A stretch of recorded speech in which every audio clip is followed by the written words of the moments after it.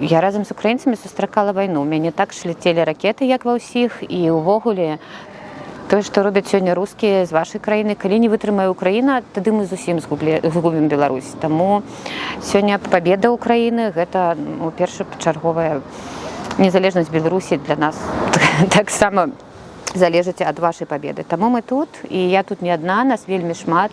У нас валантэрскі цэнтр наш, гэта больш за 350 беларусаў, якія, канешне, не знаходзяцца в Украіне, яны знаходзяцца ўсе па-за межамі. Гэта Польшча, гэта Літва, гэта Нямецчына, Амерыка, і яны ўсе нас падтрымліваюць і дапамагаюць. В Украіну я прыехала з Менску, потым пачалася вайна паўнавартасная, і ўсё, мы засталіся тут дапамагаць Украіне, дапамагаць перамогі. Зараз у Чарнігаве мы прыехалі дапамагаць нашым бабулям, якіх Лукашенка пазбавіў пашпартоў, якіх пазбавіў пенсіі, усяго, што іх магло быць у Беларусі. У Беларусі я займалася, гадавала сына, працавала, як усе беларусы звычайныя. У 2020 годзе у нас былі выбары, я галасавала супраць Лукашэнкі.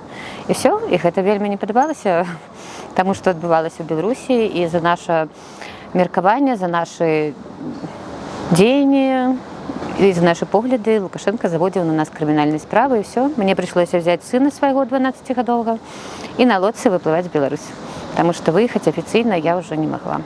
Лукашенко завёў на мяне 3 крымінальныя справы, і мне прыйшлося пакінуць тэрыторыю Беларусі.